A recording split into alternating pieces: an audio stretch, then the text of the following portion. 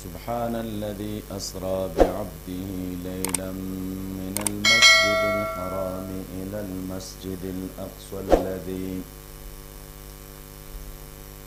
باركنا حوله لنريه من آياتنا إنه هو السميع البصير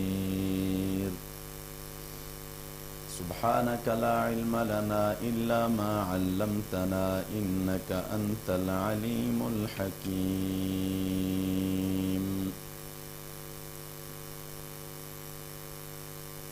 سورة بني إسرائيل 19 نمبر سورت تے پا اعتبار دا ترتیب سرا ربط و مناسبت تا دی سورت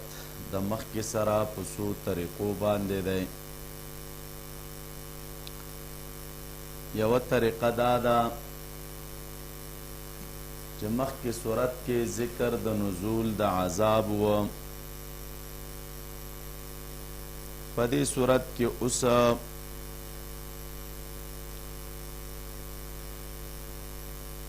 اسباب دا عذاب ذکر کیگی سلور. دویم پا مخ کی صورت کی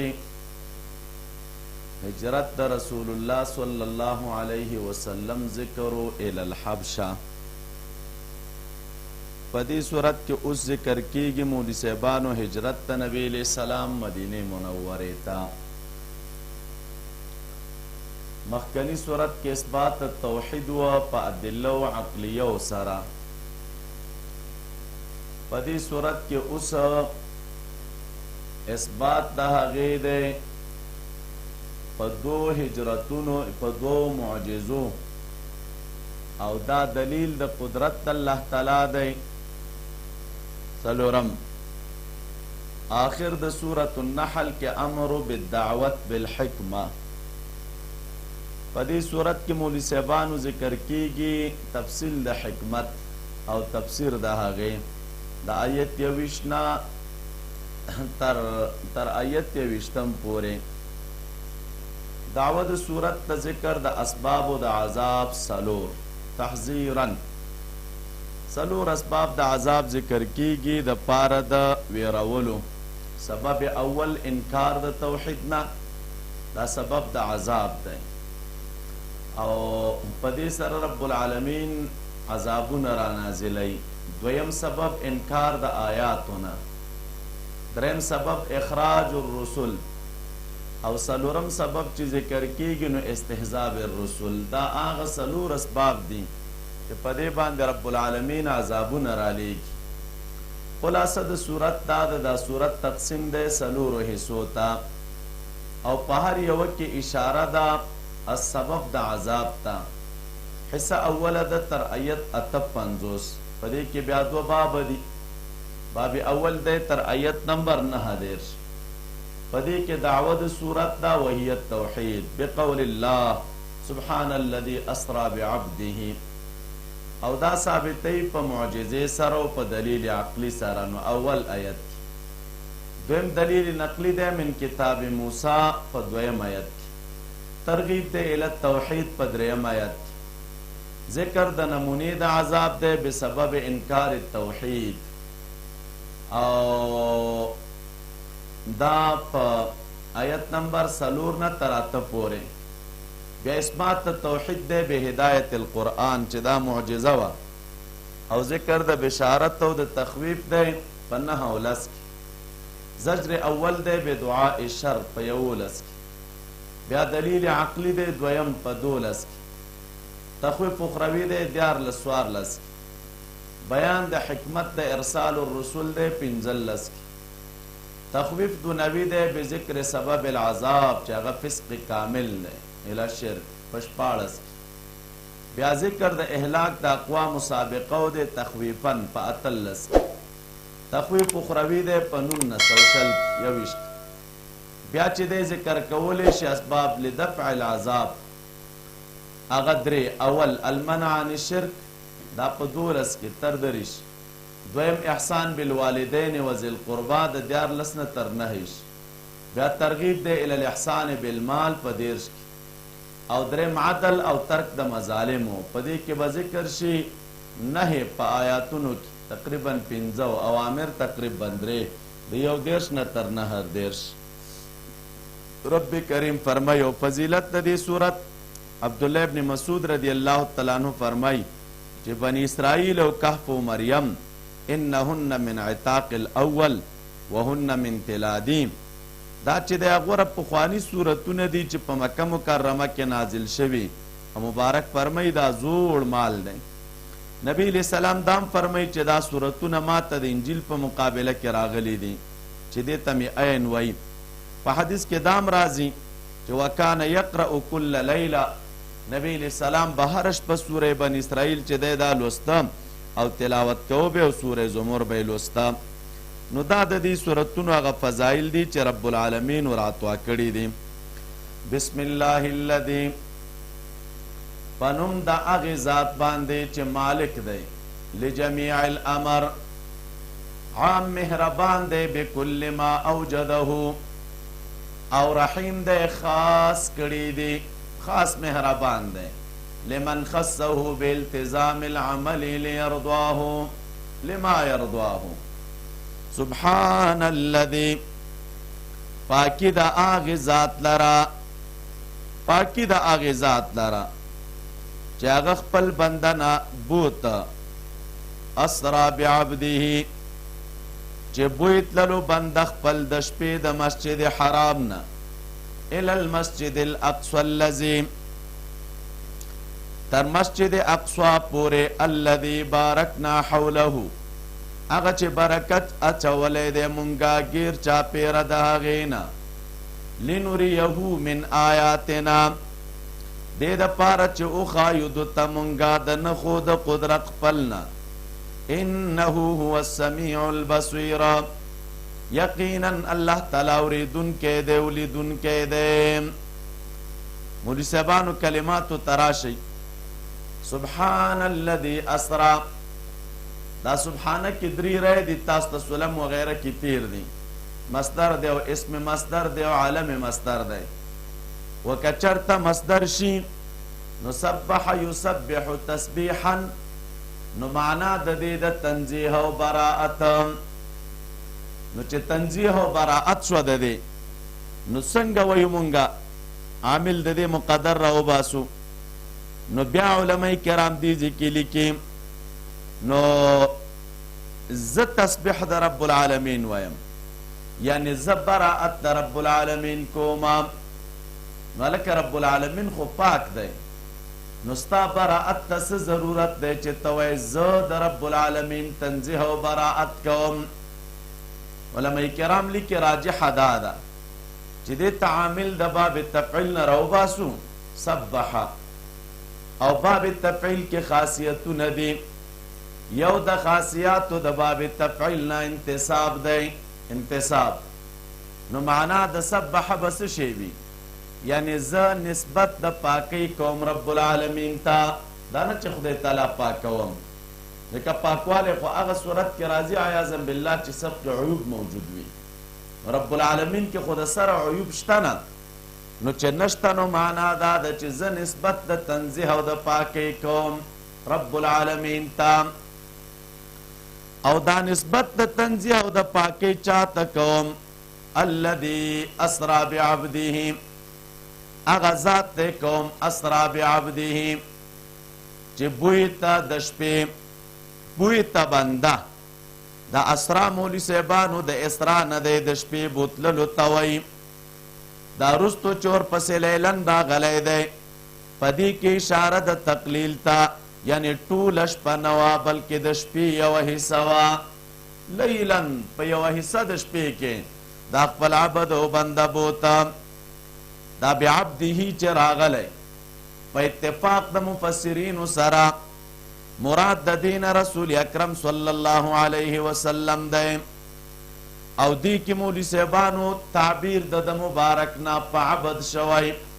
او عبد دیزی کی مطلق ذکر دی قانون علماء کرام دا ذکر کئی چې کله یو شی مطلق ذکر شی رجع داغی فرد کامل تکیگی نو فرد کامل په افرادو د عبادو کې رسول اکرم صلی الله علیه وسلم دی. اسرا بعبده د شپې بوته بعبده هغه کامل عبد خپل. او بیا تاسو ته ما ویلو چې د عبدیت چاته ویلی کېږي او ماده د عبد دلالت په څه شي باندې کوي. نو په دغه اعتبار باندې چې د عبدیت په څه شي دلالت کوي نو دا هغه په مراتبو د قرب کې او په مراتبو نه د نږدېکت کې رب العالمین ته چې دی هغه بهترینه مرتبه ده، لویه مرتبه ده د رب العالمین د قرب او د نږدېکت د مراتبو نه. نو په دې ځای کې ځکه چې دی تعبیر په عبد سره وکړه. او که ستاسو فکر وي مولوي صاحبانو هلته مخکې ګوره په سوره انفال کې چې دی هم تعبیر په عبد سره شوی و، په عبد سره. او دغه رنګې چې دی د وحي په مقام کې هم تعبیر چې دی هلته په عبد شوی، تعبیر کېږي په چا سره؟ په عبد سره. نو فاوحى الى عبده ما اوحى، وحي وکړله رب العالمین بنده خپل ته ما اوحى. نو دې ځای کې ګوره عبد راغلی او د عبد کې یوې بلې خبرې طرف ته هم باید تاسو متوجه اوسېږئ. هغه دا مولوي صاحبانو چې عبد چا ته ویلی کېږي نو عبد عبارت دی مراد خو تېنه نبي علیه السلام دی. دې ځای کې عبد بیا تنها جسد ته نه ویلی کېږي. نو عبد مولوي صاحبانو تنها روح ته ویلی کېږي، بلکې روح او جسد چې دواړه سره را یو ځای شي نو هغې ته ویلی کېږي عبد. دینه دا معلومیږي چې رسول اکرم صلی الله علیه وسلم چې دا سفر کړی نو دا سفر تنها روحي سفر نه و لکه بعضې خلک چې وایي، بلکې دا سفر د روح او جسد دواړو سره و. نو بوی ته بنده خپل لیلا، نو اشاره تقلیل ته وه د کوم ځای نه؟ من المسجد الحرام، د مسجد حرام نه. نو د مسجد حرام نه بوت. احادیث مبارکو کې بیا دا تفصیل راغلی چې دی د ام هانی رضی الله تعالی عنها د کور نه بیولی وه، د ام هانی رضی الله عنها د کور نه. کوم ځای ته بوته؟ الی المسجد الاقصی الذی، الی المسجد الاقصی الذی. او دا مولوي صاحبانو هلته هغه ځای خو ښکاره کېږي نه، نو دا هلته حرم شریف ته خدای تعالی بوځي او خو دا کومه نوې توسعه چې شوې ده هلته فراخي نو هغه خو بیله ده. او دې ځای کې چې دی یو زړه برنډه دغې برنډې ته د ترکانو برنډه وایي، پخوا ترکانو جوړه کړې اوس هم همغسې شته. هغې ځای سره یوه ستنه ده، نو دا بعضې خلکو سره نقشې وي هلته پخوانۍ هغې ته هغه اندازې دغې ستنې د څنګ نه وایي. دلته یې د ام هاني رضی الله عنها کور وه. دې ځای نه چې دی دی مبارک تلی و. نو چرته بوته الی المسجد الاقصی الذي بارکنا، مراد مولوي صاحبانو د دې ځای نه د مسجد اقصی نه بیت المقدس دی. او دې ته اقصی ځکه وایي چې دا لرې دی په اعتبار د مرتبې سره، یعنی اوچت مسجد دی ځکه ورته مسجد اقصی وایي، لوی مسجد دی دا یو. او یا علماء کرام لیکي مسجد اقصی ورته وایي دا بعید دی د مسجد حرام نه، ځکه دا د 40 شپو مسافې په اندازه باندې د حرم نه لرې دی. الذي بارکنا حوله، هغه مسجد بارکنا چې برکت اچولی و مونږه حوله غیر چاپېره د هغې نه. دې ځای کې مراد د برکاتو نه ظاهري او باطني برکات دی، یعنی لرې هغه مسجد چې د هغه نه غیر چاپېره الله تعالی د دین او د دنیا هغه بېشماره برکتونه اچولي وه. نو هغه برکتونه دا و چې د اولیاو د صالحینو مسکن و دا ځای، قسمه قسمه میوې پکې وې، خوراکي شیان پکې وه، هوا یې ډېره خوندوره وه، اوبه چې دی جالبې وې. نو حسي و معنوي دواړه برکتونه پکې وه. محبوب مو بوته لنریه من آیاتنا، دا اوس مقصد د معراج دی. د څه دپاره مو بوته؟ لنریه من آیاتنا، دې دپاره چې وښایو مونږه دته من آیاتنا بعضې د هغې نښو د قدرت خپل نه. آیات راغلی دی دلته مراد تېنه هغه حسي آیات دي، دویم قول دا دی چې عقلی آیات دی، ظاهری نخ هم اوینی او عقلی هم، لکه سوره نجم 18 کې وراشي لقد رأى من آیات ربه الکبرى، لقد رأى یقینا محبوب لیدلی وا د هغې نښو د رب خپلنا هغه لوی، انه هو السمیع البصیر، یقینا الله تعالی اوریدونکی ذات دی او دغه رنګې چې دی بصیر دی لیدونکی دی. مولوي صاحبانو دې ځای کې چې راغله چې د شپې مې بوته بنده خپل د مسجد حرام نه الی المسجد الاقصی. مولوي صاحبانو دی کې یو مسله ده، علماء کرام دی کې اختلاف ذکر کوي چې معراج دا تنها په روح سره او کنه معراج په روح او جسد دوانو سره یو، یا دا معراج چې دی دا بدني او په ویښه او کنه صرف د خوب واقعه وه. د ځینو احادیثو نه دا معلومیږي چې محبوب فرمای بین انا نائمون، کله چې دا واقعه را پیښه شوه نو زه ودومه. یا د قرآن کریم یو آیت کې راځي رستو وما جعلنا الرؤیا التي اریناک، دین علما دلیل نیسي چې ګوره دې ځای کې رؤیا راغلی او رؤیا خوب ته ویلی کېږي. وی دینه دا معلومیږي چې دا واقعه د ویښې نه وه، دا واقعه د خوب وه. ابن اسحاق، عائشه رضی الله عنها، معاویه رضی الله عنه د هغې نه نقل دی چې د نبی علیه السلام جسم مبارک وی دا د خپل ځای نه چې دی نه تللی همدلته وه. نو د دوی رایه دا ده چې دا معراج دا د خوب واقعه وه، لیکن راجحه رایه دا ده، راجحه رایه دا ده چې رسول الله صلی الله علیه وسلم په ویښه باندې تللی و، دا سفر په بدن او روح دواړو سره و. وجه څه شی ده؟ وی که چېرته دا سفر تنها د خوب وی نو په خوب کې خو هر کس اسمانونو ته ځي، هر کس چې دی جنتونو ته ځي، جهنم ته ځي. نو بیا زمونږ او د محبوب فرق څه شی شو؟ خلک جنتونه ګوري، جهنم ته ځي او اسمانونو ته کله خوب کې خیږي، نو دا خو دومره کمال نه دی. یا دویمه وجه علماء کرام لیکي دا چې نبی علیہ السلام باندې د مشرکانو دومره انکار وکړه او لانجې جوړې کړلې، نو که چېرته محبوب ویلي وی ورته چې ما دغسې د خوب واقعه لیدلې ده، نو هېڅکله مشرکانو دومره شور نه جوړوه او انکار یې نه کوه. خو دوی چې انکار کړی دی معلومیږي دا چې محبوب ورته ویل چې زه په ویښه تللی یم،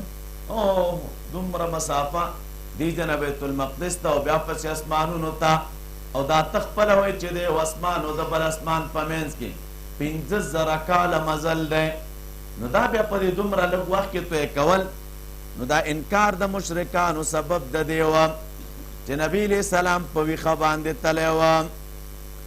او دویم دا مولوي صاحبانو عبدالله ابن عباس رضی الله عنهما په دغه آیت کې چې دا مخکې تیر شه رؤیا پکې راغی، نو هلته مبارک د رؤیا په تفسیر کې وایي چې ای رؤیا عیننا اوریها رسول الله صلی الله علیه وسلم من العجائب، دا د سترګو لیدل وه چې نبی علیہ السلام ته چې د عجایب اخودلی شول. بل قرآن کریم کې دلیل هم شته،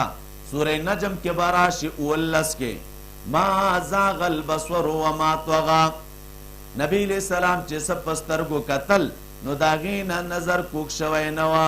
او نه ترېنه چې دی اخوا وړېدلی وه. د سلفو د خلفو د اکثرو علماو هم دا رایه ده چې نبی علیہ السلام د جسم او د روح دواړو سره بیت المقدس او بیا اسمانونو ته تللی وه. د ابن عباس رضی الله عنهما، جابر، انس، حذیفه، عمر، مالک ابن صعصع، ابو هریره، ابو حبة البدری، ابن مسعود، ضحاک، سعید ابن جبیر، قتادته، سعید ابن مسیب، ابن شهاب، ابن زید، حسن و مسروق، امام مجاهد، عکرمه، ابن جریج، د دې ټولو قول دا دی، د ټولو قول دا دی چې دا سفر نبی علیہ السلام په روح او جسد دواړو کړی وه، دا تنها د خوب واقعه نه وه او نه دغه رنګې چې دی دا د تصور او د فکر واقعه وه. دویمه خبره دا د مولوي صاحبانو یار کله راجح دا ده چې دا روح دا سفر روحن او جسدن دواړه وه او تاسو ته هلته ما بعبده کې هم خبره وکړه چې عبد تنها روح ته نه ویلی کېږي، عبد ویلی کېږي جسد او روح دواړو ته. نو دا واقعه د معراج بیا وکړه. نو په دې کې هم د علماو اختلاف دی. د اکثرو مفسرینو رایه دا ده چې د معراج واقعه د هجرت نه 1 کال مخکې واقع شوې وه. دا قول د زهري او د ابن سعد دی. د امام نووي په نسبت باندې هم رایه دا ده. ابن حزم هغه بیا وایي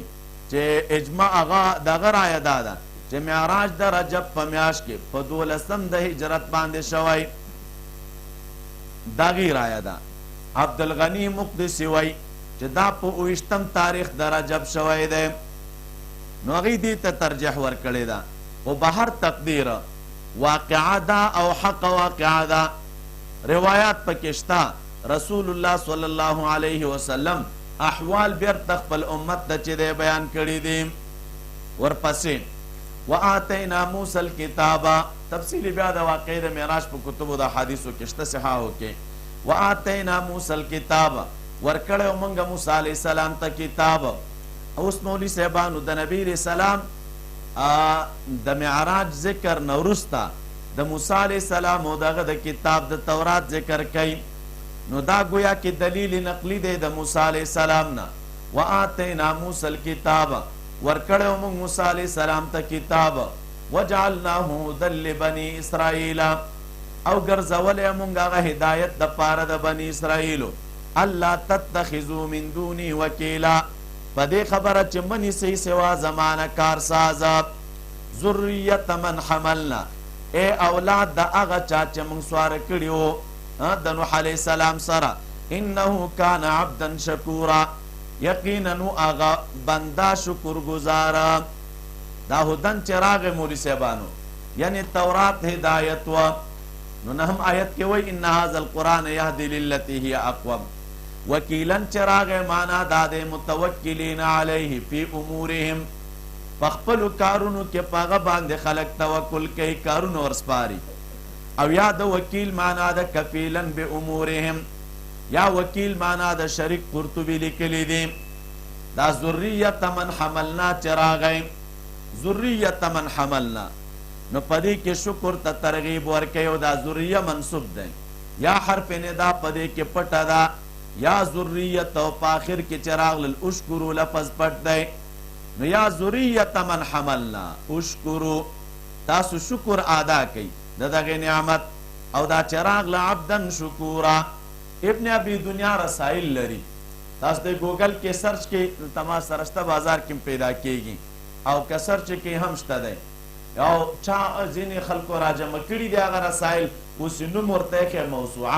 موسوعه ابن ابي دنیا، ټول رسائل د دې راجمع کړي. داغه د رسائلو نه یوه رساله چې دی هغه مولوي صاحبانو کتاب الشکر دی. په هغې کې لیکلي دي نوح علیه السلام ته عبد شکور ولې وایي؟ دې کې راز څه شی دی؟ وایي راز پکې دا دی کان اذا اکل قال الحمد لله، واذا شرب واذا رکب قال الحمد لله. خوراک به موږ الحمد لله به ویل، سکاک به موږ الحمد لله به ویل، سورلی باندې چې بس پرېدنو هم به الحمد لله ویلې. وقضینا الی بني اسرائیل، اوس دې کې مولوي صاحبانو ربط د آیت د مخکې سره دا تخویف دی په ذکر د قصې د بني اسرائیلو چې بني اسرائیلو د پیغمبرانو دشمنی کړې ده. نو الله تعالی څنګه ذلیله کړل تاسو ګورئ. رب کریم فرمایي وقضینا، فیصله اورولې وه موږ بني اسرائیلو ته په کتاب کې لتفسدن فی الارض، خامخا فساد به کوئ په ځمکه کې مرتین دوه کرته، ولتعلن علوا کبیرا، لوی به کوئ تاسو په لویۍ غټې سره. فاذا جاء وعد اولاهما، هر کله چې راغله وعده اولنۍ زمونږ د فساد د دوی. بعثنا علیکم عبادا، نو راولیږل مونږ په تاسو باندې بندگان زمونږه. اولی بأس شدید، چې ډېر سخت جنګ والا و. فجاسو خلال الدیار، نو ننوتل دوی منځ د کورونو ته. وکان وعدا مفعولا، او دا وعده د رب العالمین و مفعولا کړی شوې. دا چې راغله مولوي صاحبانو وقضینا نو معنی نه اخبرنا مون خبر ورکړی و او خبر ته دي چې قضا او فیصله لفظ استعمال کړه ځکه چې دا یوازې خبر نو بلکې د دې فیصله شوې وه یعنی الله تعالی په تورات کې د بني اسرائیلو په باره کې دا خبر ورکړی چې دا خلک به ګناهونه کوي او په ځمکه کې به فساد خوروي د الله تعالی د قوانینو به نافرماني کوي په خلکو باندې به ظلمونه کوي نو دوی همدقسې وکړل او ځمکه یې د ظلم او د فساد نه ډکه کړه نو الله تعالی په دوی باندې داسې خلک مسلط کړل چې زیات طاقتور وو او دغه رنګې قوت یې زیات وه دوی د هغې کورونو ته ننوتل او قتل یې دی قتل کړل مالونه یې ترې نه ویوړل دا لتفسدن چې راغی نو دا دوه مرض یو مولي صاحبانو علو او فساد دا په فرعون کې هم وه لکه سورې قصص کې به راشي دا په یهودیانو کې هم وه دا د فساد او د علو معنا څه شی وه دې ځای کې علماء کرام لیکي فساد تعلق لري د حقوق الله د بربادولو سره او علو چې د حقوق العباد بربادول یا فساد د اسود عن سبیل الله او علو چې د خپل حق نه منل او حق پرېښودل بیا دلته د مراد د فساد نه څه شی دی یو دا چې ایله تخالفن شریعتین د دو شریعتینو مخالفت به کوئ یو د موسی علیه السلام او بل د عیسی علیه السلام او فساد په کفر او په ګناهونو سره وه او دا فل ارضی د ځمکې نه مراد ځمکه د فلسطین او د بیت المقدس ده چې هغه څه شی وه مبارکه وه او دا مرتین چې راغی تاسو به د پیغمبرانو په خلاف کې دوه ځله درېږئ دا واقعه داسې وه مولي صاحبانو چونکې دلته خو هغه مقصد ته اشاره ورکول دي تفصیل د قصې نه ولیکن دې نه دومره ځان سره یاده کوي علما کرام لیکي د عیسی علیه السلام نه تقریبا څه د پاسه 900 کاله مخکې د سلیمان علیه السلام د مرګ نه وروستو د هغه زوی د حکومت واګې چې دی واخیستل چې هغه د خپل قوم دپاره د بوتانو عبادت جایز وګرځو نو د هغه د 15 کاله حکومت کولو نه وروستو د مصر بادشاه په بیت المقدس باندې حمله وکړه هیکل سلیمانی یعنی د مسجد اقصی خزانې چې دی لوټ کړې او حالت دې ته ورسېده چې ملک دوه ټوکړې شه د یو نوم چې دی مملکت د یهوذا شه چې هغه د یهوذا او د بنیامین په اولادونو مشتمل و او دویم نوم چې دی مملکت د اسرائیلو شه چې د یعقوب علیه السلام د نورو لسو اولادونو نه جوړ و د مملکت اسرائیل اولنی بادشاه چې دی هغه چې دی یربعام و چې هغه د سرو زرو دوه خوسي جوړ کړل او خپل رعیت ته د هغې د عبادت کولو حکم وکړه دې دپاره چې دوی بیت المقدس ته لاړ نه شي ځکه چې هغه یېرېده چې هلته په تلو سره د یهوذا د مملکت د خلکو سره هغې سره لانجه رانه شي دې خلکو تقریبا 2.5 کالو پورې حکومت وکړه په دې منځ کې د دوی بعضې بادشاهانو د بت پرستۍ ختمولو کوشش وکړه لیکن بیرته اولنی حالت راغی کله چې د دوی ګناه نور هم زیاته شوه نو الله تعالی په دوی باندې د اشور بادشاه چې دی مسلط کا چې د هغه په لاسونو د مملکت اسرائیل خاتمه وشوله دې نه وروسته د یهوذا مملکت د 20 کالو نه زیات ورځو پورې باقي پاتې و آخر د دوی بادشاه یو لوی خبیث او مشرک سړی شه چې د هغه د ګناهونو په وجه الله تعالی په دوی باندې د بابل بادشاه بخت نصر چې دی هغه مسلط کا چې هغه د دوی نه ډېر کسان غلامان کړل نو دا د دوی اولنی ذلت او رسوایي وه چې قرآن کریم دې ته اشاره کړې ده بیا دې نه وروسته د زوی بادشاه جوړ شه چې د خپل پلار په شان شری وه دته د بابل حکومت را واپس کړی شو فلسطین آزاد کړ لیکن دا تک کاله نه وروستو دوباره بخت نصر بیا په دوی باندې حمله وکړه او مالونه یې ورته لوټ کړه غلامان یې کړل نو دا د دوی هغه دویم ځلي ذلت او رسوایي ده چې رب کریم دې ځای کې فرمایي وکان وعدا مفعولا نو دا وعده د رب العالمین کړی شوې همداسې وعده وه ان احسنتم احسنتم که نیکي کوئ تاسو نو نیکي کوئ تاسو د خپلو نفسونو سره یعنې د خپلو نفسونو د پیدې دپاره او بیا رب کریم فرمایي و ان اسأتم که تاسو بدي کوئ نو ضرر به یې په هغې وي فاذا جاء وعد الاخره هر کله چې راغله وعده رستونی نو راولیږل موږ په تاسو باندې ظالمان لیسوء دې دپاره چې بد کې یعنې خفه کې مخونه ستاسو ولیدخلوا المسجد او دې دپاره چې داخل چې مسجد ته کما دخلوه لکه څنګه چې داخل شوي وو اول ځل ولیتبروا دې دپاره چې هلاک کړی شي هلاک کړي هغه شی ما علو چې دوی پې وسبر شي په هلاکولو سره عسى ربکما نږدې ده چې رب ستاسو ان یرحمکم چې رحم به وکړي په تاسو وان عدتم که تاسو را واپس شوئ فساد ته عدنا موږ به را واپس شو ستاسو سزا ته وجعلنا جهنم للکافرین حصیرا ګرځولی دی موږ جهنم د کافرانو دپاره جیل خانه دا ان احسنتم احسنتم چې راغی مولوي صاحبانو که تاسو ښېګڼه وکړله یعنې موږ هغوی ته ویلي که تاسو نیکي وکړله نو احسنتم یو یا دویم قول علماء کرام لیکي د احسنتم معنا دا ده ای ان احسنتم افعالکم و اقوالکم نو دا مو د ځان دپاره دي نمل کې به راشي ومن یشکر فانما یشکر لنفسه همدارنګه فصلت کې راځي من عمل صالحا فلنفسه ومن اساء فعليها همدارنګه بقره کې تیر شول لها ما کسبت وعليها ما اکتسبت دا لیسوء دې دپاره چې بد کې معنا خفه کې مخونه ستاسو یعنی داسې کارونه در باندې وکړي چې ستاسو مخونه خفه کې چې د هغې آثار ستاسو په مخونو کې راښکاره شي معنا دا دی نې بېعزته کې تاسو لره عزتمن خل مو بېعزته کې دا کما دخلو اول مرتين چې راغی یعنی لکه چې د اول فساد په وخت دوی ورته داخل شوي وه او هغه خراب کړی وه نو اول کې جالوتیانو بیا وروستو بخت نصر او قسطنطنین ونیولو نو بیا رب کریم فرمای قریبه د رب ستا او بیا دا چې آخره کې راځي عدتم الی معصیة ثالثا نو عدنا الی عقوبتکم وجعلنا جهنم جهنم مو ګرځولی د دوی دپاره جیل خانه بیا رب کریم فرمای ان هذا القرآن یقینا دغه قرآن کریمه عنوان د آیت ذکر فضیلت القرآن الله تعالی د قرآن کریم فضیلت ذکر کوي دی ځای کې او مناسبت دا دی یعنی د کتاب د موسی علیه السلام سره د دې کتاب مناسبت دی هغه ته مې تورات ورکړی نو تا ته مې قرآن کریم درکړی ان هذا القرآن یقینا دغه قرآن کریم یهدي ښودنه کوي للتی ښودنه کوي دا کتاب للتی هغې لارې ته هي اقوم چې هغه ډیره برابره ده ویبشر المؤمنین او زیرې ورکوي مؤمنانو ته الذین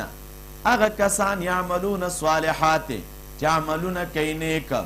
ان لهم اجرا کبیرا یقینا دوی لره اجر دی لوی وان الذین او یقینا هغه کسان لا یؤمنون بالآخرة چې ایمان نه لري په آخرت اعتدنا لهم عذابا علیما تیار کړی موږ هغوی لره عذابا علیما عذاب دردونکی مولوي صاحبانو راشئ ان هذا القرآن یهدي للتی نو دا ترغیب دی للقرآن دا للتی هي اقوم راغی دلته موصوف نه دی راوړی دا ان هذا القرآن یهدي لاره ښایي لاره ښایي للتی هي اقوم نو موصوف څه شی دی یا خدا د دې ذکر کلمه مقدره ده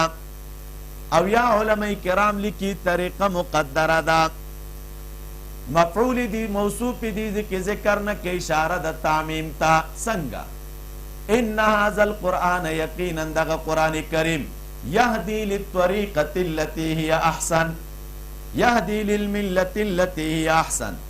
دا هدایت کل هغه خبرې ته کوي هغه ملت ته کوي هغه اخلاقو ته کوي هغه عقایدو ته کوي هغه نظریاتو ته کوي هغه حالاتو ته کوي چې هغه اقوم او برابر وي یو نو دا بس ټولو ته شامل کړي نو قرآن کریم کې بهتر عقیده بهتر عمل اخلاق وغیرہ دا پکې ذکر دي او دا قرآن کریم هغه خلکو ته د جنت زیری ورکوي چې مؤمنان دي او دا وان الذین دعتف دے پان لهم اجرا باندے ویدعو الانسان بالشر دعاء الخیر و زجر دے انسان تا پا استعجال و پا جلتی غختلو سر دا عذابا سوک چه عذابون پا جلتی سر غواری هغې لره چې دی زجر او زورنه ده.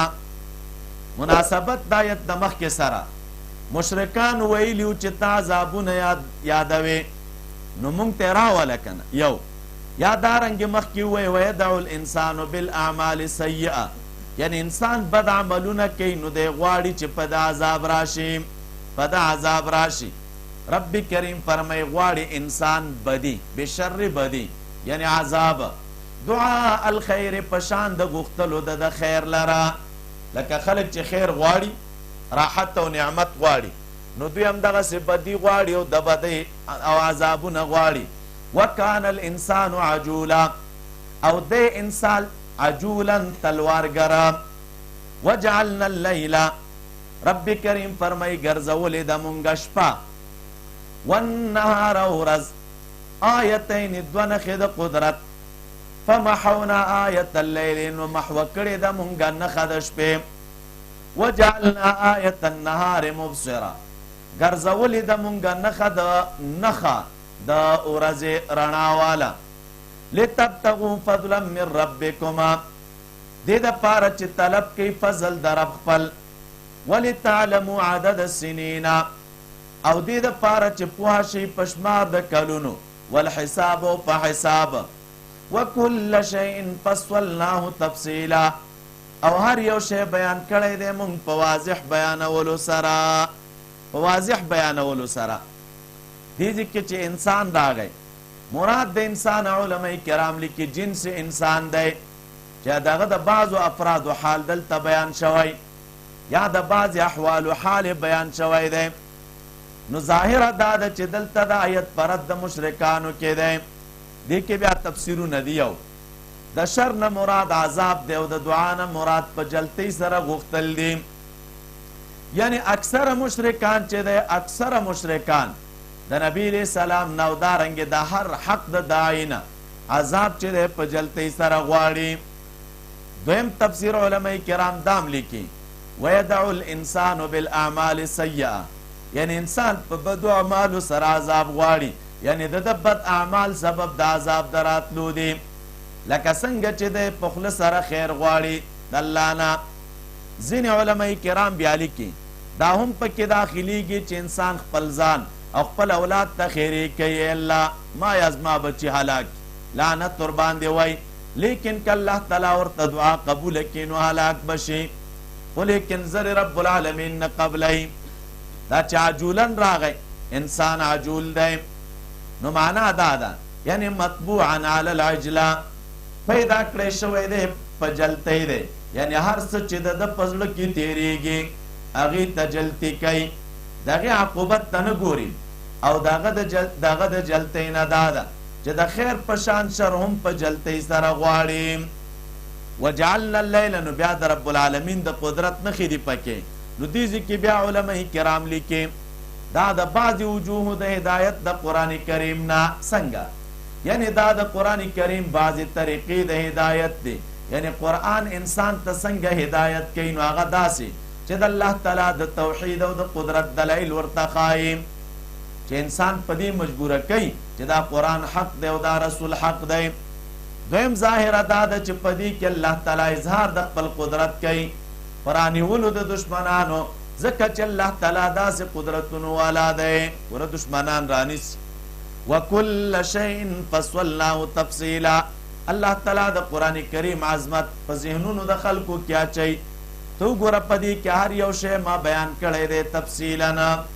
او دا مخکې تیر شول نحل کې ونزلنا علیک الکتاب تبیانا لکل شیء، نو هلته تبیان راغلی و که نه، کل شی خبره مو کړې وه. وکل انسان الزمناه طائره فی عنقه. اوس سوال پیدا شي، سوال دا دی چې الله تعالی په دغه عذاب راوستلو قادر دی، نو دا به کله راځي؟ نو الله تعالی فرمای چې د هر شي وخت مقرر دی او حساب ورځ حقه ده. وکل انسان، هر انسان سره لازم کړی دی مونږه طائره عملنامه یا نصیب دده فی عنقه په سټ دده کې. ونخرج له یوم القیامت، او راوباسو دلره په ورځ د قیامت کې عملنامه، کتابا عملنامه. یلقاه منشورنا چې مخامخ بشي ورسره خورا واره بوي. اقرأ کتابک اولول عمل نامه خپله کفا بنفسک اليوم علیک حسیبا کافی دے نفستان نن ورځ پتا باندې حساب کوونکی. من اهتدى فإنما يهتدي لنفسه چا چې هدایت وموندلو نو یقینا هدایت وموندلو د پاره د ځان خپل. ومن ضل فإنما يضل څوک چې گمراه شو نو یقینا گمراه کیږي. فإنما يضل عليها چې وبال به په د باندې وي. ولا تزر وازرة وزر أخرى نه پورته کوي او پورته کوونکی بوج د بل. وما كنا معذبین او نه یو مونږ عذاب ورکوونکي حتی نبعث رسولا تر دې چې ولیږو مونږ رسولا رسول لرا. دا چې راغله مولوي صاحبانو وکل انسان الزمناه طائره. طائر خو اصل کې مرغه ته وایي، مراد دې کې د مرغه نه چې د بخت او قسمت دی، او عرب د قسمت نه په طائر سره تعبیر کوي ځکه چې د هغې عادت دا و چې کله به قسمت او نصیب معلومولو نو مارغه به پورته کوه. که ښي طرف ته به لاړه نو ویل به چې دا کار کیږي، او که چېرته چپ طرف ته به لاړ نو بیا به ویل دا کار نه کیږي. اوس هم د پنجاب کې دغه شته رواجه خیال مو کړی بعضې ویډیوګانو کې دا کمترې خلک رانیسي او خوشیږي. نو دې ته طائر نصیب ته طائر ځکه وایي چې بخت به په دې طریقه معلومه وه. او یا علماء کرام لیکي مراد د قسمت نه عبدالله ابن عباس رضی الله عنهما فرمای ما قدر له من الشقاوة والسعادة بعمله. یا د طائر نه مراد عمل د انسان دی، یعنی هر سړی چې په خپله خوښه او اختیار سره هر نیک یا بد عمل کوي د هغې نه به هغه نشي خلاصېدلی. دا فی عنقه چې راغی کنایه ده د لزوم نه، معنا دا ده لا یفارقه. کفا بنفسک اليوم انسان چې کله خپل عمل نامه خراب وګوري نو د ځان به ملامته کی، او خپله به الله تعالی ته وایي چې زه د جهنم مستحق یم، ما جهنم ته بوځه. حسیبا ای حاسبا او کافینا. حسن بصری رحمت الله علیه وایي لقد عدل علیک من جعلک حسیب نفسک. وی هغه ذات چې دی ډېر عدل او انصاف یې په تا باندې کړی چې د خپل ځان حساب کوونکی وګرځولې. من اهتدا چې راغی اوس د دې تعلق د ان هذا القرآن یهدي سره دی. قرآن هدایت کوي نو چا چې تېنه هدایت واخسته. یا علماء کرام لیکي تعلق د وجعلنا اللیل سره دی چې دا دلیل دی. او دریم دا چې اقرأ سره تعلق دی. دغه عمل نامه لستون کې په دوه قسمه خلک وي، هدایت والا یا گمراهان. ولا تزر وازرة وزر اخرى. او بیا رب کریم خپل انصاف ذکر کوي وما كنا معذبین حتی نبعث رسولا. تو ګورئ څومره فضل و کرم مې دی په دې خلکو تر هغه وخته پورې چې مې پیغمبر نه یې رالیږلی نو د خلکو ته زه عذاب نه ورکوم. بیا رب العالمین فرمای وَإِذَا أَرَدْنَا أَن نُهْلِكَ قَرْيَةً کله چې اراده وکړو مونږ چې هلاکو یو کلی نو حکم وکړو مونږ مترفیها هغه مستانو مشرانو د هغې ته فَفَسَقُوا فِيهَا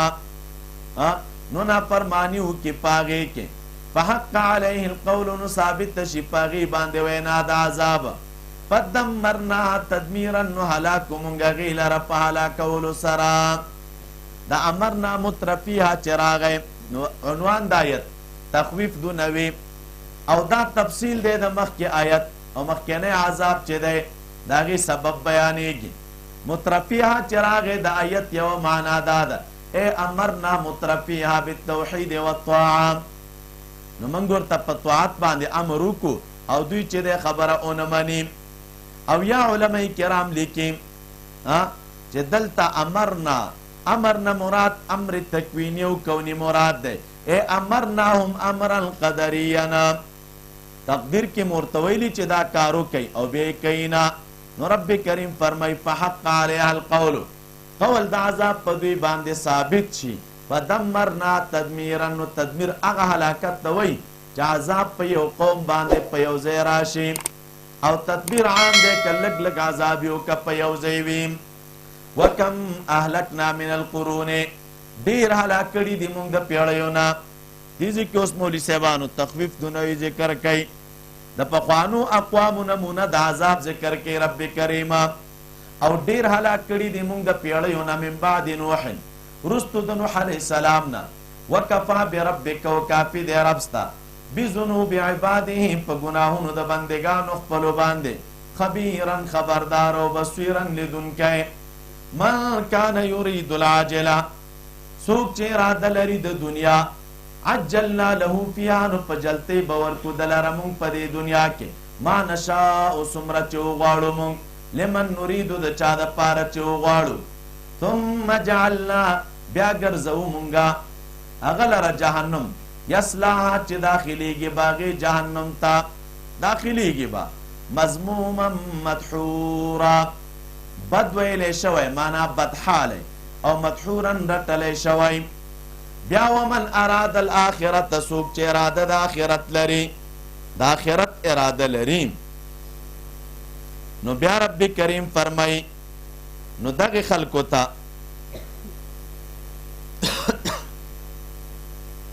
څوک چې اراده د آخرت لري، وسعى لها سعیها، او کوشش کوي د هغې دپاره سعیها، کوشش د هغې مناسب،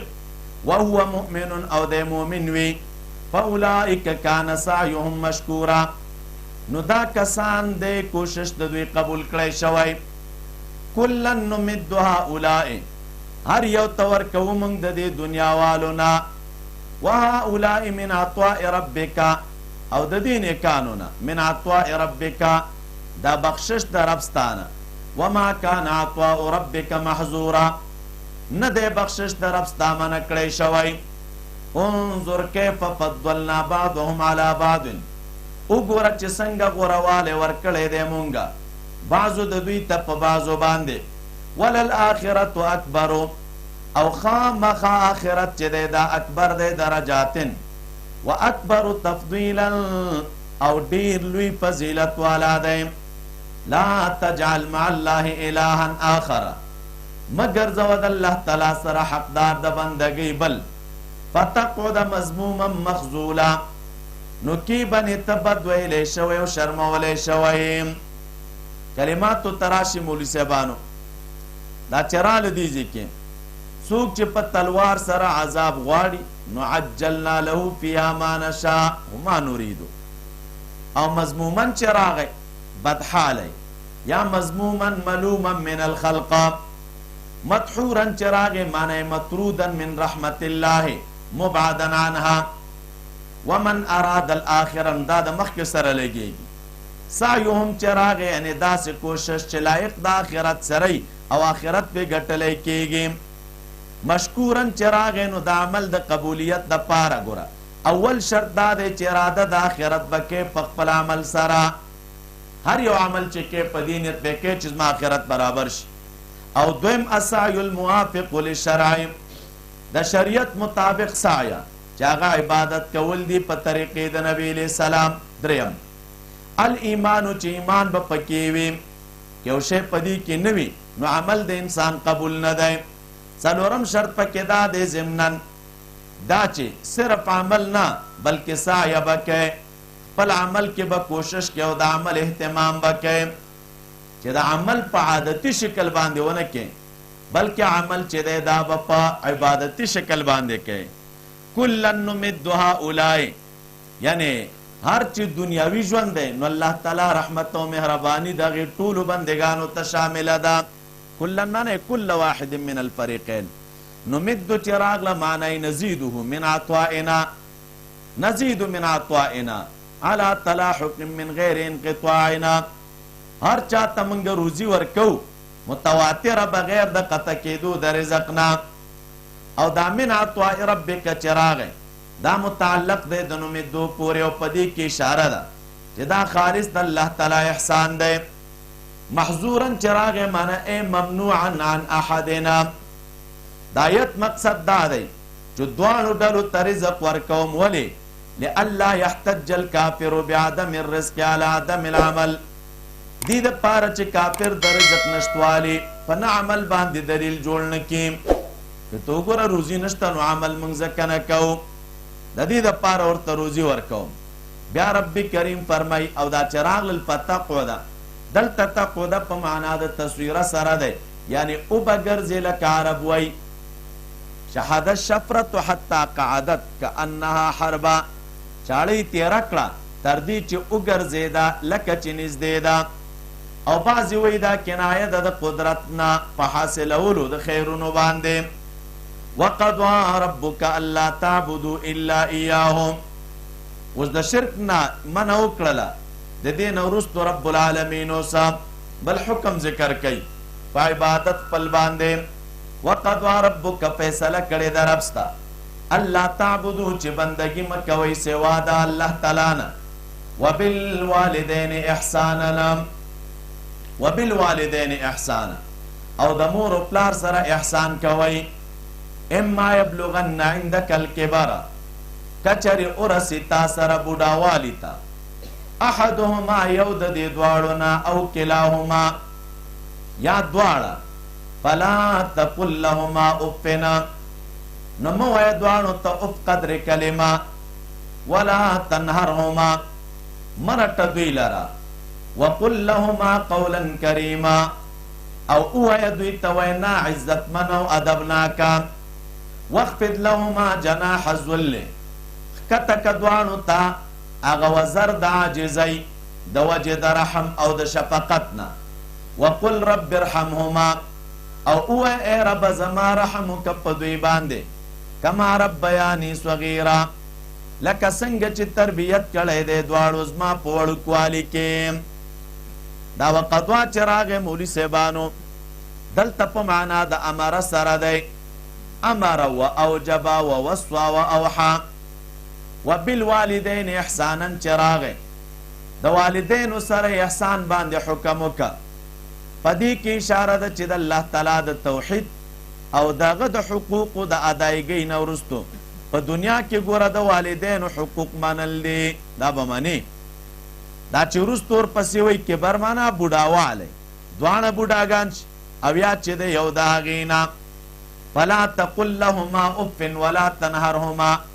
هلکه د اف او د انتحار څه فرق دی دې کې مفسرین کرام لیکي یو فرق دا دی اف ادنا درجه ده او نهر سخته درجه ده نو دا ترقی ده د ادنا نه اعلی ته. دویم اف اظهار د تدجر ته وایي یعنی چې انسان ځان تنګ کړي د هغوی د عمل نه داسې لفظ د خولې نه وباسي چې اف دا کار ولې وشه اگر که هغوی ته څه بده خبره نه وایي او انتحار د هغې مخالفت کول دي په هغې باندې رد کول دي. د حسین ابن علي نه مرفوعا نقل دي که الله تعالی ته د مور و پلار نافرمانۍ نه د اف نه علاوه بل ادنا شی معلوم شوی وی نو هغه به هم حرام کړی وی هغه به هم حرام کړی وی او درته به ویلي وی چې دا کار مه کوه. ابن کثیر بیا وی د دې نه مراد لاسونه پورته کول دي په هغې باندې په غصې سره او هغوی ته بدې خبرې کول دي. امام مجاهد وی چې کله د هغې نه کومه ګندګي لرې کوې نو هغه وخت کې ورته اف هم مه وایه لکه څنګه چې دې دواړو ستا د وجود نه هغه ګندګیانې لرې کولې او هغوی نه تنګېدل ورباندې. ابو عمرو ابن العلا وی اف د نکونو ترمنځ خیرو ته ویلی کېږي یعنی د هغوی نه د یو داسې خبرې موندلو په وخت چې د انسان زړه تنګوي اف ویل هم حرام دی نو وهل او کنځل او د هغوی سپکاوی دا خو په طریق اولا حرام دی. واخفض لهما جناح الذل د دې لاندې بیا لیکلي لکه څنګه چې مارغه د انتهایی حفاظت په وجه خپلو بچو ته خپلې وزرې خورئ او کله چې د پرواز نه فارغ شي په ځمکه باندې کوزېدل غواړي نو خپل وزرونه راغونډ کړي. دقه شان هلک چې کله ځوان شي او والدین د هغه بوډاګان شي نو هر وخت د هغې حفاظت کوي د هغوی مخې ته د په انتهایی عاجزي او خصوص سره اوسېږي نو انکسارۍ ته اشاره ده او تواضع ته اشاره ده. دا من الرحمت وویلې نو دا ورسره ځکه وایي چې مخلوق ته عاجزي او ځان ذلیله کول دا حرام دی نو دلته وایي چې د عاجزي به په هغوی باندې د رحم او د شفقت دپاره وي دا غرض دی کم بل غرض به نه وي پکې وقل رب ارحمهما دا دعا ده دعاګانې به ورته کوې چې رب العالمین کوم چې حق د دوی دی په ما باندې نو هغه خو زه نشم ادا کولی نو دغه د دعا ورته کوه نو دایم چې دی د هغې یو حق ادا کول دی د دې وجې نه علما لیکي هیڅ کلم د مور و پلار حق څوک نشي ادا کولی ځکه چې مور و پلار د بچي په مصیبت باندې خفګان کې د هغه د صحت او عافیت دعا به یې کوله او کله چې مور و پلار بیماران شي نو بچی پې تنګ وي تاسو فکر وکړئ یو ورځ مریض وي بیا ورته تنګ وي 2 ورځې مریض وي بیا ورته تنګ ربکم اعلم بما فی نفوسکم رب ستاسو ښه پوهه دی په هغه څه چې په زړونو ستاسو کې دي ان تکونو صالحین کئی تاسو نیک عمله فانه کان للاوابین غفورا نو یقینا الله تعالی دی د پاره د هغه چا چې راګرځېدونکي دي بخښنه کوونکی ان تکونو صالحین نو معنی فانتم اوابون که تاسو نیکان شوي نو تاسو به اوابون یعنی الله تعالی ته راګرځېدونکي شئ هلکه اوابین راغی دا چا ته ویلی کېږي دا جمع د اواب ده یو قول د علماء کرامو دا دی الذي یذنب ثم یتوب ثم یذنب ثم یتوب اواب هغه انسان ته ویلی کېږي چې ګناه وکړي او بیا توبه باسي بیا ترنه ګناه وشي او بیا توبه باسي دې کس ته چې دی اواب ویلی شي دویم قول دا دی اواب وی الرجاع الى الله فيما يحزنه وینوبه الله تعالی ته په هغه مصیبتونو کې راواپس کیږي چې دی غمجن کوي او د باندې راځي دریم قول علماء کرام لیکي اوابین ای الرجاعین عن الذنوب الى التوبه ومن السیئات الى الحسنات ومن العقوق الى البر ومن عدم الاخلاص الى محض الاخلاص هغه کسان چې د ګناهونو نه توبه وباسي او دغه رنګې د بدیو نه ځان ساتي دې ته اواب وایي څلورم قول دا دی اواب چاته وایي المطیعین المحسنین التوابین اوابین تابعدارو احسان کوونکو توبه ویستونکو ته ویلی کېږي وآت ذی القربی اوس دې ذکر ربط او مناسبت د آیت د مخکې سره مخکې امر وکړه چې مور و پلار ته چې دی د هغې سره احسان وکړي د هغې سره ښېګڼه وکړئ اوس د عامو رشته دارانو خبره راته کوي وآت ذی القربی او ورکه خپلوانو ته حق د هغه والمسکین او مسکین ته وابن السبیل او مسافر ته ولا تبذر تبذیرا مه خرج کوه مال په بېځایه خرج کولو سره ان المبذرین کانوا اخوان الشیاطین یقینا بېځایه خرج کوونکي دوی ورونه د شیطانانو دي وکان الشیطان لربه کفورا او د شیطان د رب خپل نه ناشکره واما تعرضن عنهم ابتغاء رحمت او که مخ اړوي د دوی نه د پاره د طلب کولو د رحمت من ربک د رب ستا ترجوها چې امید لرې ته فقل لهم قولا میسورا نو ووایه دوی ته وینا نرمه ولا تجعل یدک مغلولا مگر لاس خپل تړلی شوی الی عنقک سټ خپل ته ولا تبسطها کل البسط مه کلاوه دا په پوره کلاوولو سره فتقعد ملوما محصورا نو کی بنې ملامت تکړی شوی او ستومانه شوی دا چې راله آیت کې رب کریم فرمای ولا تبذر تبذیرنا هلکه په دې کې د هغې فضول خرچۍ نه منه راغلی ده فضول خرچي چاته ویلی کېږي انفاق المال فی غیر حقه بغیر د حق نه په بل څه کې مال مصرفول دی ته چې د تبذیر ویلی کېږي ابن عباس و ابن مسعود رضی الله عنهما نه دا قول را نقل دی دا یو ځینې اهل علم بیا دا وایي تبذیر دی ته ویلی کېږي انفاق المال فی العمارة علی وجه الصرف مال په آبادۍ کې خرج کول په طریقې د زیات اسراف سره لکه نن سبا چې خلک دا کارونه کوي بیت الخلا دارنګې د کور نور فضول ځایونه څومره عجیب مصرفونه پې کړي ابو اسحاق سبعي وایي د یو وخت کې روانو یو کور یې ولیده چې هغې باندې بیرون چونه لګېدلې وه په هغې ښایسته کړی وه نو ویې فرمیل چې هذا من التبذیر د دې وجې نه ځینې نیکانو په خیر کې چې دی ډېر مال مصرف که نو ملګرو ورته ویل چې لا خیره فی الصرف نو جواب کې هغه ورته ویل چې لا صرف فی الخیره په خیر کې اسراف نشته دی وجه څه شی ده ان المبذرین کانوا اخوان الشیاطین دا مبذرین چې دی دا اخوان الشیاطین دی مولی صاحبانو آیت کې چې دی تشبیه ورکړې ده د مبذرینو د اخوان الشیاطین سره تاسو فکر وکئ او آیت کې قیاس دی د تیر شوي علت تکمیل دی پکې چې شیطان نه لوی د الله تعالی بل ناشکره بنده نشته ځکه چې الله تعالی دته څومره صلاحیتونه ورکړي هغه په ګناهونو کې صرف کړله نو کفورن نو دا ګوره قیاس د شکل دی څنګه تعبیر کوو المبذرون اخوان الشیاطین والشیطان لربه کفور نو فالمبذر کفورنا مبذرم کفور دی د مبذرینو چې دی د شیطان سره مشابهت ورکړی دی مولوی صاحبانو دا شیطان مبذر دی ناشکره دی تاسو هم دا کار مه کوئ واما تعرضن عنهم ابتغاء رحمه دا مولوی صاحبانو تعلق د وآت ذی القربى حقه سره دی په دې آیت کې یو تفسیر دا دی کوم خلک چې مخکې ذکر شول که د دوی نه څوک ستا مخې ته خپل ضرورت پیش کی او تا سره دغه د ورکولو دپاره مال نه وي نو تا لره پکار دی چې هغه غوښتونکی مایوسه نه کې دغه سره په سخته لهجه خبرې ونه کې او د دې وعدې سره هغه واپس کې که الله تعالی ورسره کړه نو ستا مدد به وکړمه یو یا علماء کرام لیکي تفسیر دا دی بعض خپلوان مفسدان وي مال په فساد کې لګئی بیکاره شیان ور باندې اخلي نو چې بیکاره شیان ور باندې اخلي نو بیا به هغه سره نو بیکاټ خو پکار دی د کمال هغه ته ورکوي خو هم بیکاره شیانو کې مصرفوي نو په نرمۍ سره خبر ورته وکړو ځان ته خلاص کا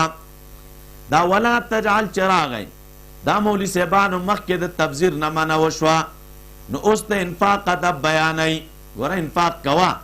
مه ګرځوه لاس خپل مغلولة الی عنقک دا کنایه ده د بخل نه نو دلته د بخیل د هغې سړي سره تشبیه ورکړی شوې ده چې دغه دواړه لاسونه دغه د سټ پورې تړلی شوي وي چې په هغه لاسونو سره دا نه څوک نیولی شي او نه د هغې په ذریعه چاته کوم شی ورکولی شي نو هغې سره مشابهت دی یو او دا خطاب اول محبوب ته دی او مقصود دی مؤمنانو ته او هر چې نبی علیه السلام نو تاسو خو دغه مبارک اوصاف اورېدلي چې کان اجود الناس بالخیر محبوب ډیر سخی و کل البس چې راغی نو یو خدا چې په تبذیر سره لاس پوره پراخه کول مراد دی یعنی ډیر بې ځایه مال لګول یا دا ده چې په دې کې صدقه هم مراد ده چې انسان د وس نه بهر صدقې کوي یا ټول مال لګوي نو دا هم د عامو مؤمنانو دپاره صحیح نه ده ځکه چې بیا بنده خپله محتاج کیږي اولاد دی چې دی محتاج کیږي نو د هغې سره به څه چل کوي د همدې وجې نه د کعب ابن مالک رضی الله عنه چې کله توبې آیتونه راغلل نو دی محبوب ته راغی وی فرمیل چې زه خپل ټول مال صدقه کوم نبی علیه السلام ورته فرمیل نه امسک علیک بعض مالک فهو خیر لک ځینې مال ځان سره وساته دا ستا دپاره ډېره غوره ده مبارک فرمیل هغه مال چې زما سام په خیبر کې دی هغه مې چې دی ځان سره وساته فتقعد ملوما محصورا ملوما بالبخل او محصورا بالتبذير والبسط ان ربك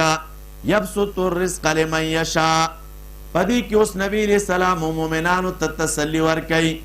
چې دوی باندې چې کومه پابندي لګوله په زیات مال خرج کولو کې نو هغه په دې وجه نه ده یعنی الله تعالی په خزانو کې به کمی راشي بلکې په دې کې د الله تعالی حکمت دی او د انسانانو پیدا ده ولو بسط الله الرزق لعباده لبغوا في الارض رب کریم فرمای ان ربک یقینا ربستا فراخی رزق لمن یشاء ویقدره کمی انه کان بعباده خبیرا بصیرا یقینا الله تعالی دې په بندگانو خپلو باندې خبردار اولیدونکې ولا تقتلوا اولادکما. نو دا چراغ انه کان بعباده خبیرا بصیرا. حسن بصری رحمت الله علیه وی الله تعالی ګوري چاله چې مالداری غوروي مالدار کوي او چاته چې فقر غوري نو فقیر پریدي. او دام وی یبسط لهذا مکرا به ويقدر لهذا نظرا له. کله داسې وش الله تعالی یو کس ته مال فراخه کې استدراج وي په دمه دمه رانیول د دغې کسې مقصد وي او بل ته چې دی د مال تنګوالی راولي مال پې تنګ کې نو دا تنګول بیا دغه دپاره چې دی شفقت او غوروالی وي. ولا تقتلوا اولادکم مه وژنې اولاد خپل خشیت املاق د وجې د ویرې د لږې د فقر نه. نحن نرزقکم و ایاکم منګ رزق درکو تاسو ته و ایاکم تاسو ته هم هغوی ته هم و ایاکم او تاسو ته هم. ان قتلهما یقینا وژل د دوی کان خطئا کبیره د ګناه لویه. ولا تقربوا الزنا من نږدې کېږه زنا ته یقینا دا بحیایي ده وساء سبیل او بدلاره ده. ولا تقتلوا النفس التي او مو وژنئ نفس هغه چې حرام کړی دی الله تعالی وژل د هغه الا بالحق مگر په حق سره. ومن قتل مظلومنا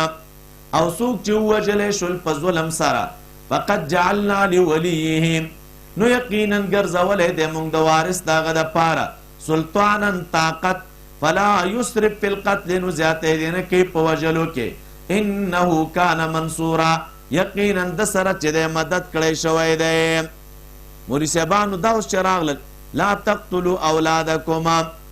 مه وژنئ تاسو اولاد خپل. د دې ربط اوس د مخکې سره څه شی دی؟ د مخکې آیت نه دا خبر را معلومه شو چې رب العالمین روزي رسان دی ذمواري د روزي الله تعالی اخیستې ده. نو په دې وجې د اولاد د فقر او د محتاجۍ د ویرې د وجې نه د وژلو نه منع وکړله. دویم مخکې حفاظت د ارواحو د مساکینو نوس بیانې حفاظت د ارواحو د اولادونو. دا ولا تقتلوا چې راغې دا خطاب د مالدارو ته په دې وجه دلته چې د خشیت ویلې یعنی آینده د پاره پیریږي چې دوی ته به رزق څوک ورکوي. او انعام 150 کې خطاب غریبانانو ته هلته ویل کنه چې نحن نرزقهم. دا چې راغله خطئا کبیره دا دلیل دی چې د خطا اطلاق کله په ګناه کبیره باندې هم کیږي. لا تقربوا الزنا چې راغی دا د خپل او د بل د عزت حفاظت به کوې ګوره زناګانې به نه کوي چې په دې کې د نورو د عزت پیمالول دي. ولا تقتلوا النفس اوس په دې آیت کې چې دی د بېګناه انسان د قتل نه منع شوې ده الا بالحق. او بیا رب کریم فرمایي څوک چې مظلوم قتل شو نو ما ګرځولې لولیه سلطانا یعنی د وارث د مقتول د پاره موږ قدرت او قوت او ولایت د قصاص ګرځولې په سبب د بادشاه سره چې هغه به ورسره مدد کوي او قاتل به ورته حاضر وي. بیا د دې اولیاو خوښه ده چې دغه درې خبرو کې چې کومه اختیاروي رب کریم فرمایي فلا یسرف بالقتل یعنی ولی د مقتول به اسراف نه کوي په قتل کې د حدودو د قصاص نه چې مسله وکړي یا زیات قتل وکړي یا د قاتل رور یا پلار وغیره ووژني. او دا وعده رب العالمین د ولی د مقتول سره کړې ده چې کان منصورا یعنی د ولی د مقتول سره به مدد کولی شي د طرف د مؤمنانو نه. او یا ځینې علماء کرام لیکي دا وعده د رب العالمین ده. تاسو ګورئ څوک چې قتل وکړي لاړ شي ورک شي داسې ځایونو کې چې هېڅ د سړي خوب و خاطر کې هم نه راځي سخت تدابیر د خپل ساتنې دپاره استعمالوي خو باوجود د هغې بیا هم چې دی ورسو د مقتول ته په لاس ورشي. دا ولې ځکه رب العالمین دې سره د نصرت وعده کړې ده چې دا نصرت کومک زه در سره کوم. ولا تقربوا مال الیتیم اوس دې ځای کې د نفس د حفاظت حکم یې وکړه اوس د مال د حفاظت حکم کوي. او چون کې د یتیم د الله تعالی نه سوا کوم بل مضبوط مددگار نه وي نو په دې وجه د هغه په مال باندې د بدنې ته خلکو نظر همیشه لګي نو د رب العالمین د هغې د حفاظت ذکر کوي. مه نږدې کېږي مال د یتیم ته الا بالتي مگر په هغه طریقه چې هغه ښایسته ده حتی یبلغ اشده تر دې چې ورسیږي ځوانۍ ته واوفوا بالعهد او پوروالی وکړي په لوز باندې ان العهد کان مسئولا یقینا د لوز تپوس به کیدی شي. واوفوا الکیل اذا کلتم پورا کوي پیمانه چې کله پیمانه کوي وزنوا بالقسطاس او تول کوي بالقسطاس المستقیم پتل برابر سرا ذالک خیر و احسن تاویلا دا ډیر غوره کار دی او خسته انجام والا دی خسته انجام والا دی دا چراغ لو اوفو بالعهد یعنی خلکو سره چې تاسو کوم عادي کړي هغه پورا کوي او دا مسئولا چراغ ای مسئولا عنه او پیمانیم پورا کوي دا بالقسطاس چراغ زجاج و میزان العدل هغه تنه مراد ده یعنی د انصاف تل وړوي او کغټوي د دراهم یو کده بل څه نو هغه تاسو پورا کوي او په لغت د رومي کې قسطاس عدل تویل کېږي تاسو ته د بخاری اخیرانی باب کې راځي وقال مجاهد القسطاس یا القسطاس والعدل بالروميه دلته بیا دا خبره کېږي چې لکه قرآن کریم کې رومي الفاظ څه کوي نو تاسو ته مې بل سورې یوسف کې په عربین کې وویلې چې قرآن کریم چې دی دا اکثر عربي دی اکثر عربي دی ځینې کوم لغت نیم به پکې راغلی غیر عربي او یا علماء کرام لیکي دا د باب د توافق د لغاتو نه لغتونه د یو بل سره موافق دي بیا رب کریم فرمای ولا تقف ما ليس لك به علمنا اوس په دې آیت کې الله تعالی سړي لره د داسې خبرونه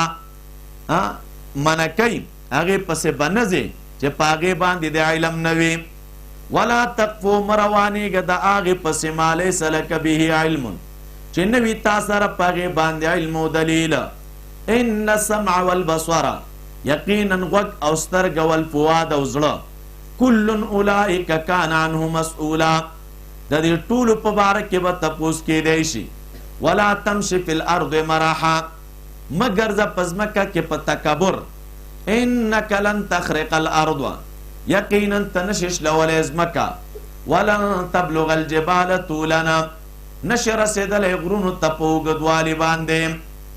وکل ذلک کان سیئه د داسې نورو ښکلو ویډیوګانو لپاره زموږ د الجامع دارالاحناف کابل یوټیوب چینل سبسکرایب کړئ